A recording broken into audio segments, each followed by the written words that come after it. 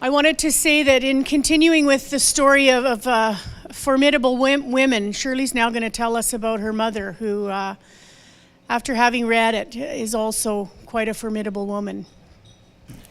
We'll just let these stragglers get to their chairs here. David. Nothing like shaming. Nothing like shaming people. Well, they're back of the room. Yeah. They give them 5 minutes leeway. No, you've got a lot to talk. I should say here that Shirley and I have been communicating back and forth since January with her story. And she asked me to edit it for time. And we will be going slightly over today, but we're going to be patient. And every time I would send it back with edits, she would send it back and say, okay, but I've added more. So she has things to tell you. So you're going to darn well sit and listen, people. That's all I'm saying. So without further ado, we'll just welcome Shirley back to the stage.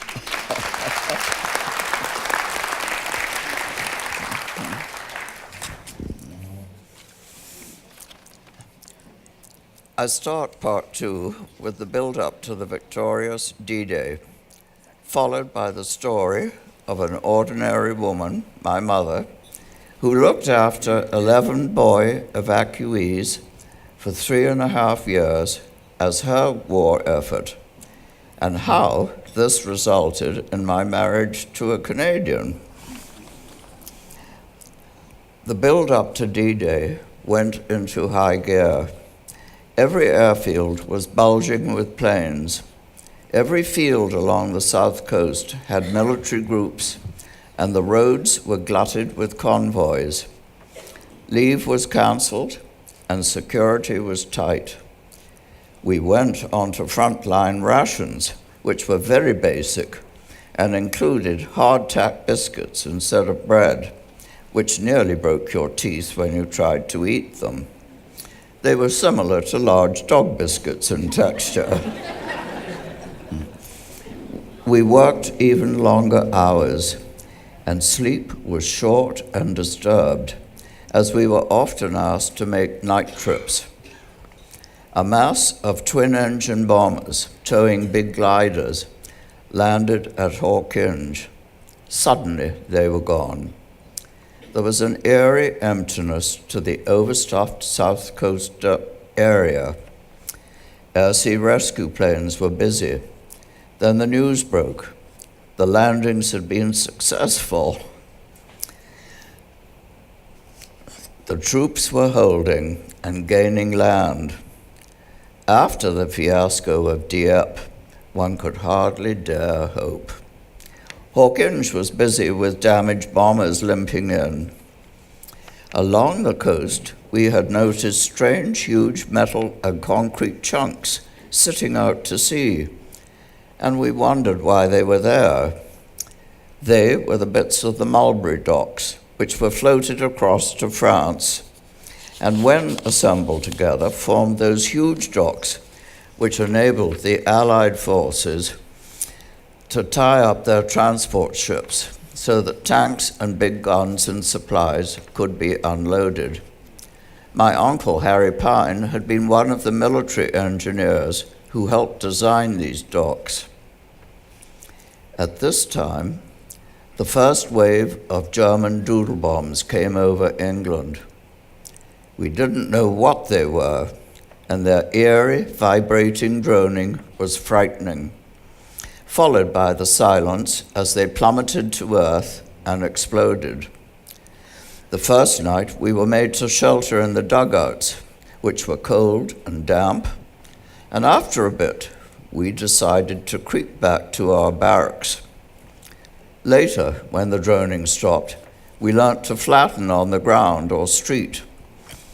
The doodle bombs were aimed at London, but the duds, and there were lots of duds, fell on the country south of London. One time, I was driving a big truck on the Romney Marsh, and I saw a doodle bomb flying close to my road before it crashed into a field beside the road and exploded. I expected the blast to knock my truck over, but the shock waves looped over the truck and broke windows close by. Later, the German VE rockets began, but they were much faster and exploded without our knowledge that they were on their way. These rockets were supposed to unnerve the population of London.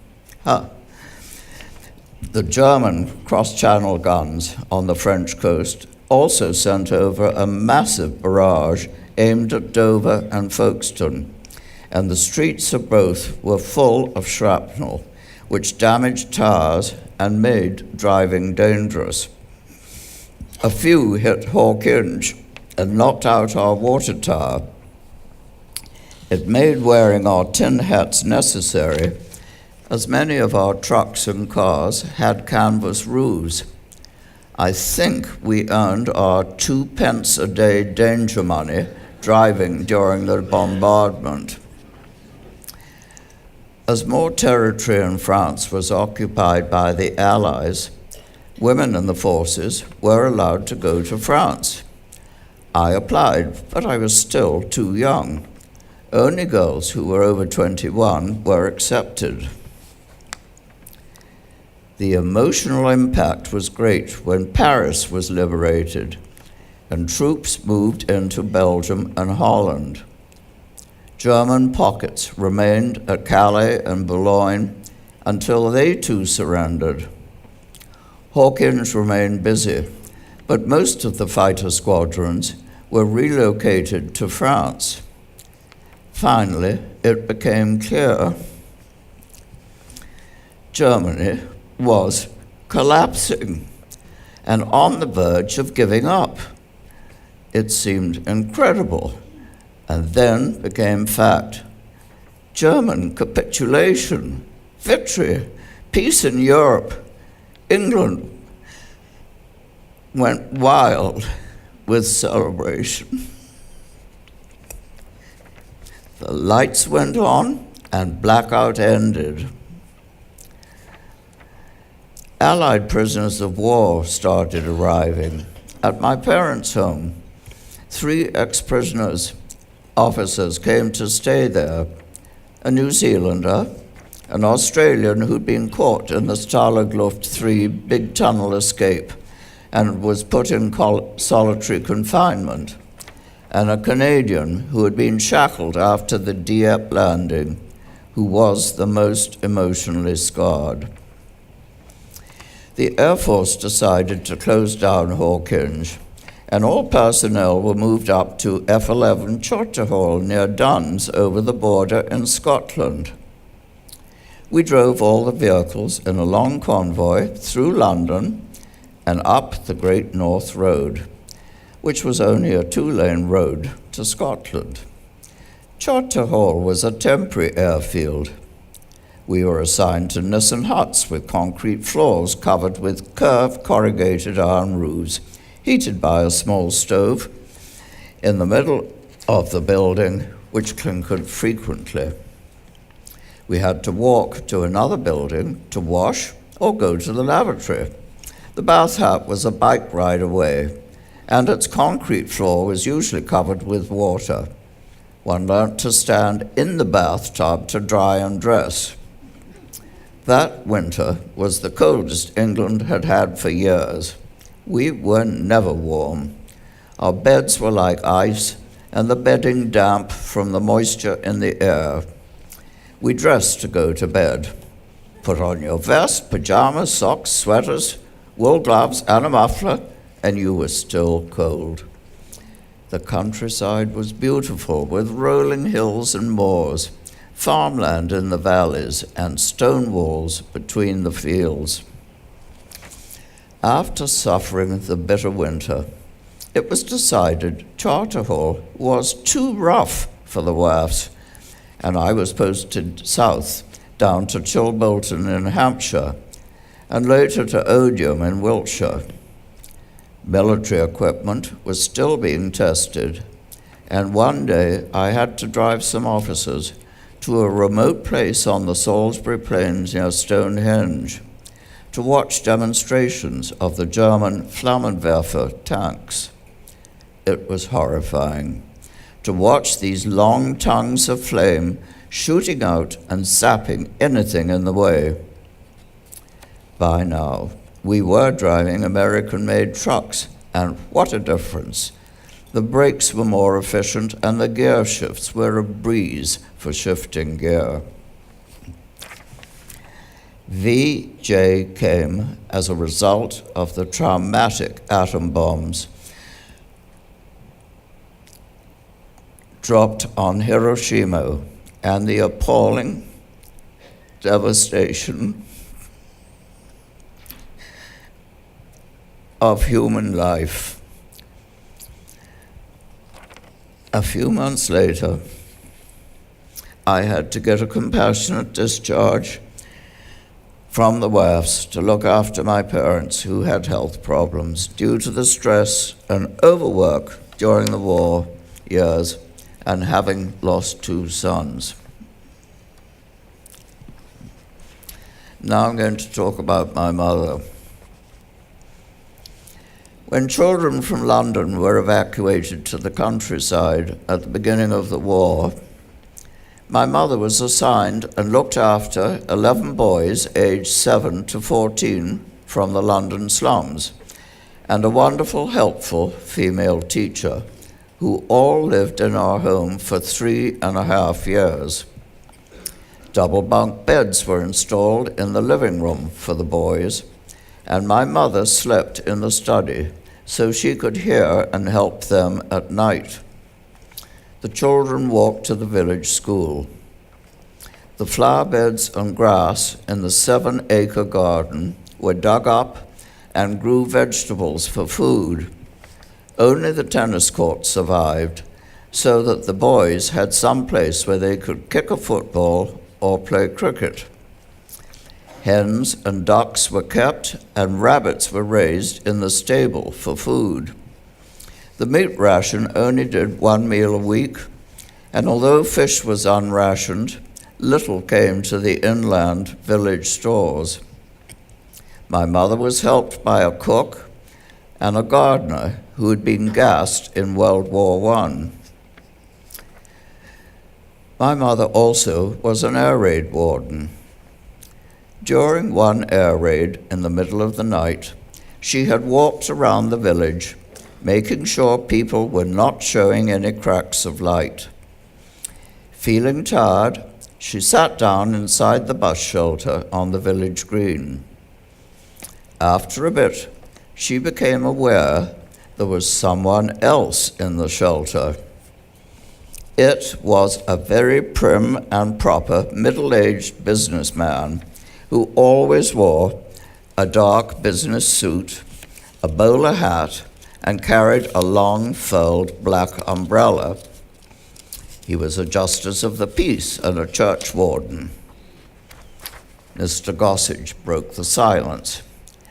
"You know, Mrs. Roper, if 2 years ago someone had told me that you and I would be sitting together in the Shamley Green bus shelter in the blackout at 2 o'clock in the middle of the night, I would have thought they were mad."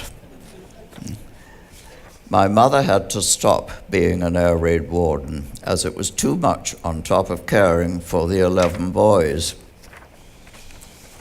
The evacuees arrived, frightened, poorly dressed, each with a label, a gas mask, and a shoddy collection of cheap clothes. They had never been away from their homes or to the country, and they were homesick and did not know what fresh vegetables were. One boy had 40 boils and eczema on his emaciated body. My mother rubbed a medicated lotion all over him every night, and with baths and nutritional food, the boils eventually stopped. He was exceptionally bright and won a scholarship to continue his education. Some parents insisted their son return to London to start work in a gas station or some menial job, and the parents would pocket his wages to spend in their local pub. One boy was very musical, and my mother arranged for him to have violin lessons and he won a scholarship to a very good music school. One boy wanted to join the Navy, and she arranged for him to go to a Naval Sea Cadet school. When a boy left, age 14, his place was promptly filled by another boy billeted in the village. Many of the boys corresponded for years with my mother after the war. One boy ended up as a senior executive of a big oil company in the Middle East. When she came to live with us in Canada, he wrote her to say she had shown him another way of life other than the London slums. And the success of his life he owed to her. One boy, an only child, on his way back from school, chased a thrown ball on the village common out onto the road directly in front of a Canadian Army truck and was killed. The driver, whom my mother knew, was exonerated, but was shattered, as was my mother. The boy's parents generously said that my mother had given their son the happiest years of his life, a family of other boys, country life, and a good, solid home. The boys stayed 3.5 years until the cook said the work was too hard and she was going to quit and work in a munitions factory where the hours would be easier. There was no hope of finding a replacement, so some of the remaining boys went back to London, and some were billeted in the village. But by this time, the bombing of London had stopped. My mother had tried to teach the boys not to tattle on one another, and the tattler and the offender would both be punished. One day, one boy said he thought there was something she ought to know. My mother said, "You know the penalty for tattling?" "Yes," he said, and went on to tell her that some of the boys were planning to climb out of their bedroom window at night and go up into the woods to a bonfire the boys had built, and, with a cache of gasoline tanks which they had stolen from a nearby army unit, to light the bonfire. This was at the height of the nightly bombing raids, and a big blaze would have been interpreted by the Germans as a marker, and bombs would have been dropped on the target. My mother agreed that in this instance the boy was justified in tattling. Our home was opened as an alternative to the village pub, so the soldiers stationed nearby, often Canadians, had somewhere to go in their free time. My mother gave them Ovaltine, writing paper, games and cards, and the use of the dining room. Some Canadians became friends, and when they moved away, they would return and stay over their 48-hour passes. From playing hockey, many quickly learnt to play squash in our squash court. They played cricket with the boys and taught them baseball. During the harvest, they would help turn the hay, load it on a cart, and unload it at the haystack. Many of the Canadians wrote to my mother after they'd returned to Canada. Most big houses welcomed the officers, but my mother had the only big house that welcomed the other ranks. When the war was over, my mother was able to cope with visitors to her house, even those who stayed with her, but she could not cope away from her own home. The stress and fatigue of those years bubbled up in her, and she had a kind of physical and mental collapse. That's why I had to ask for permission to leave the WAFs and go home to look after her. After the war ended, England slowly reverted to peacetime. I had an early compassionate discharge from the WAFs to look after my mother, whose health had fallen apart.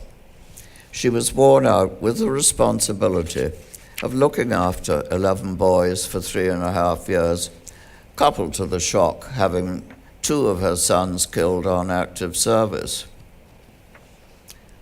I had never had a chance to learn how to cook and found myself trying to cope with that, hand-churned butter made by skimming cream from pans of milk from a cow she shared with a nearby farmer.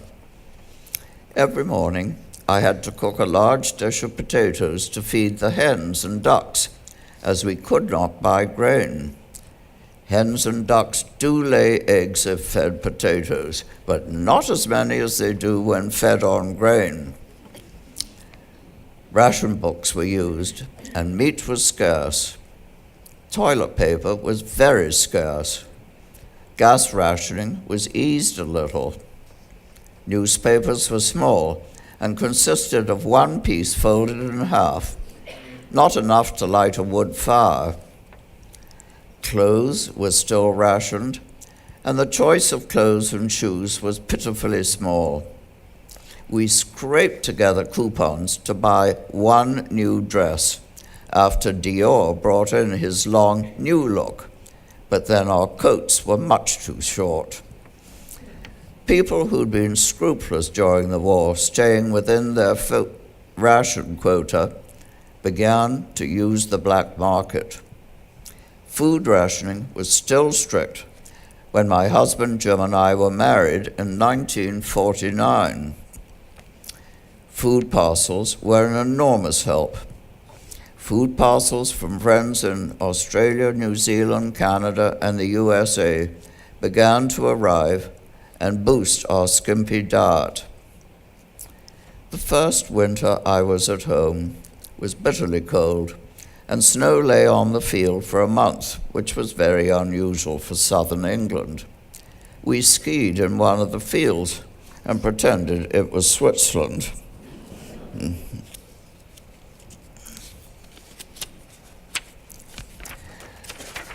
During the war, one day, my mother saw 2 American officers hitching a ride on the road from Guildford. She offered them a ride, and they soon began enthusiasm about England and the old houses and villages they had seen. My mother said she lived in a very old house, and would they like to see it? So began a friendship with the Price-Shook family. And when the war was over and tourists were allowed into England, Ed Price brought his elderly mother to stay with my mother. They invited my mother to visit them in Nashville, Tennessee. And although by then she enjoyed visitors in her own home, she could not cope with going anywhere else and meeting a lot of strangers. So, in 1948, I was invited instead. And on my way, I visited friends in Canada that I had met during the war, when I was sent to Canada. The Gillies in Arnprior had continued to send me letters and knit scarves and socks, and when they knew I was coming to be with them, they invited James Richardson, the son of old friends of theirs, to spend the weekend with them too. Apparently, we argued all weekend. James had been an RCAF pilot of a 4-engine Lancaster on submarine patrol out of Gander, but he never got stationed in England, as did hundreds of other Canadian pilots. He had just been demobilized after 1,000 hours of flying on duty and was working in Toronto in the family business. I had a few days in Toronto, staying with another elderly friend, and Jim took me out a few times, including a visit to see Niagara Falls. I left to visit my American school friend, now living in Chicago, before continuing to Nashville, Tennessee, for a marvelous Christmas with the Price family. We moved on to Birmingham, Alabama for New Year's with the Shook family, and finally to Delray Beach, Florida for about a month. To my surprise, Jim Richardson had been with some of his family having Christmas in Nassau, and he flew over to Palm Beach to spend 24 hours with me and the Prices. Later, I returned to New York and Canada, including a visit to meet Jim's mother and some of the girls I'd met when I was in grade 11 at Riverbend School. Whilst I was at Riverbend, Jim's mother had invited the English girls to a Christmas party at her home, so I had met her and Jim's younger sister Kathleen, who'd been in a lower grade at Riverbend School. Just before I left New York for England, Jim turned up and showed me some photos of a house in Charleswood, on the outskirts of Winnipeg, and asked me if he should buy it. I looked at Jim and asked him, why was he bothering to ask me? Reluctantly, he said, it would help if we were going to live there. Then, as an afterthought, he asked if I would marry him. I said, probably. And that's about as close as we got to getting engaged. However, he did rush me off to Tiffany's to look at engagement rings. We didn't buy one. Our New York cousins and friends were very supportive. The next day, I returned to England on the Cunard Queen Elizabeth. At home, I had to break the news to my parents that I wanted to marry a man they had never met and to go and live in Winnipeg, Canada. The fact that Jim was called a grain merchant did not help. In England, a grain merchant usually had a small store selling chicken feed, dog biscuits, and seeds. My father put an engagement announcement in the Times. The next day in London, a man came up to my father and shook his hand and congratulated him. He told my father he'd known the Richardson family for years and that I could not be marrying into a better family. My father was greatly reassured. Then Jim flew over to England, this was before jet travel, to meet my parents to give me a beautiful engagement ring. To make it easier for family and friends to attend our wedding, we decided to get married in London, and we chose St. Margaret's Church, which nestled in the grounds of Westminster Abbey. The reception was to be at the 5-star Savoy Hotel. My mother and I and the maitre d' discussed the menu for the dinner my parents planned for the wedding group and some of the overseas guests to be held the night before the wedding. The maitre d' said the chef wanted to give us a special dessert, but because of rationing, he didn't have enough eggs. So, my mother brought up sufficient eggs from her wartime hens. Eggs to a 5-star hotel? Wedding presents arrived, and I had the embarrassment of having to get them valued, as I had to get separate export permits for silver, antiques, furs, china, linen, and my furniture. One old friend of my parents wanted to give me a grandfather clock, as she was sure it would be the first grandfather clock in Winnipeg. When the shipment of my furniture and clothes and wedding presents finally went to the British Customs, it was all opened and inspected, and 6 bars of toilet soap were found and I had not got a permit to export soap. When my father heard this, he suggested the customs officer should chuck out the soap, as I would not need the soap in Canada. The customs officer said that would not do. So the whole shipment was held up for weeks while my father applied for the wretched permit.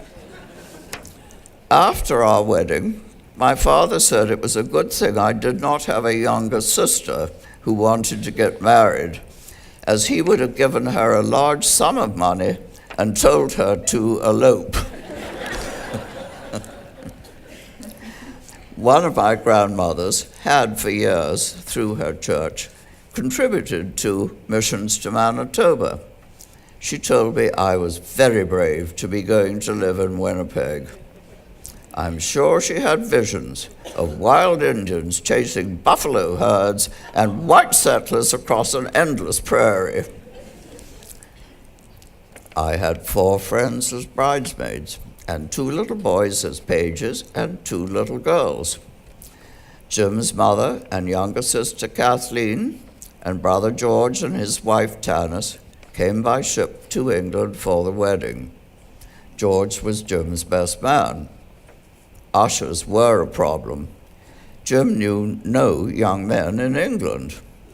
A groom usually chooses the ushers, but as the wedding was in England, I had to try and find suitable men to be ushers. I asked a few past boyfriends and was told, hell no, I'm going out that day to get drunk. I finally got a couple of cousins and 2 older men to help. Clothes rationing finally stopped, just in time for me to order my wedding dress from Hartnell's, who designed the Queen's coronation gown. The choice of clothes was very limited. Gas was still rationed after our wedding. Despite these difficulties, the wedding went well, and to my surprise, a few Canadians and American friends came over to England for the wedding. As my father and I slowly walked up the aisle, English style, followed by the bridesmaids, to start the service, my 3-year-old bridesmaid, in a loud, clear voice, wanted to know, and when do we get the ice cream and jellies? Her mother had bribed her to be good during the service. As we left the church after the wedding, we were astonished to see a large crowd of strangers waiting outside.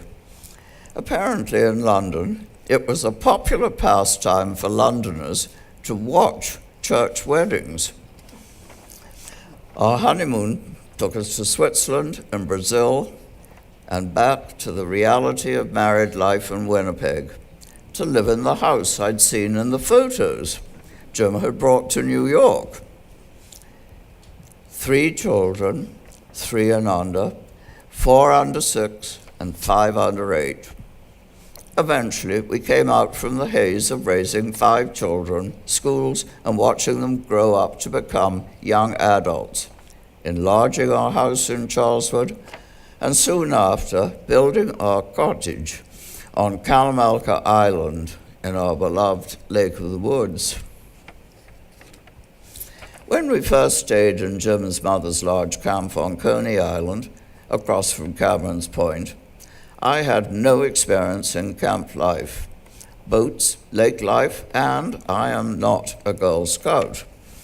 I had to learn to drive and tie up one of those long, narrow wood boats to go to Main Street Dock to collect milk and groceries.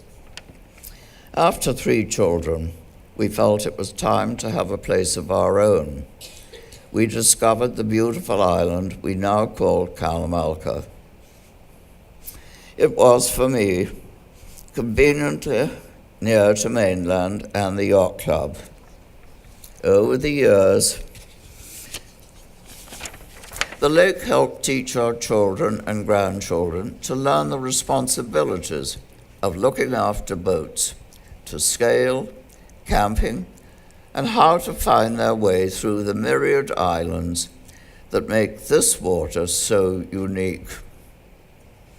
I am glad they were old enough to see the log booms slowly chugging their way across the yacht club stretch to be tied up to Mando Island, or go past our island and under the Kuwaitan Bridge, a colourful part of the history of this lake. Sea-doos and fast boats zipping around at great speed do not make a good replacement. I wondered why all my mother-in-law's camp's windows had net curtains blocking the view of the lake. The windows were divided into small glass squares, which had to be washed every year when we first opened the camp. A wretched job, and towels were quickly soaked. The laundry was in a shed apart from the house, and there was no dryer. The veranda floors had to be varnished, not easy when the air was damp with rain, and then floor mats were nailed down. My sister-in-law and I hung diapers to dry in front of the living room fireplace. Shutters covered every window to protect from flying tree branches. I felt there had to be a better solution to opening. Our architect took my plans and designed a summer camp with floor-to-ceiling windows which were easy to wash. The living room had these big glass windows on three sides, rather like a goldfish bowl, but offering fabulous views of the lake in all weathers. There were no shutters, and after 60-plus years, we have never had a tree branch break a window. The washing machine and dryer were on the screened open deck, connecting the bedroom end to the living kitchen and keeping it a cool area for laundry.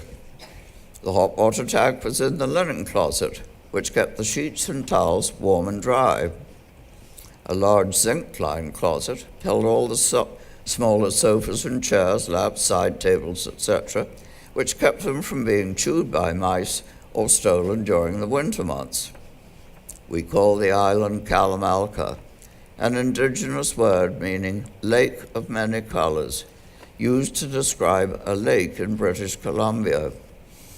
As you all know, Lake of the Woods is a lake of many colors, orange and red at sunrise and sunset, shades of blue, sometimes filled with a zillion sparkling diamonds.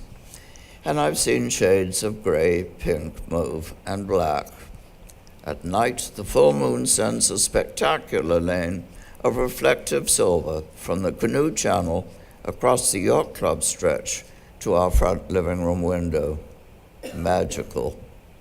How lucky we are to share this beautiful lake. When I first started coming to this lake, for many years, the summer visitors seemed to ignore the problems and needs of the local residents and the lake. In recent years, I'm glad to discover that is changing, and many summer residents now understand they must share the responsibility to help solve these local problems. I became a single parent, coping with teenage problems while Jim was a federal cabinet minister in Ottawa. And before we realized it, our children were married and we were grandparents to 16 wonderful grandchildren. Slowly and sadly, we began coping with my husband going into the vortex of Alzheimer's. More recently, I was blessed with joy when I became a grandparent to 8 little people, with several more cooking in the pot, and finally trying to cope with life in my 90s until I am here meeting all of you today.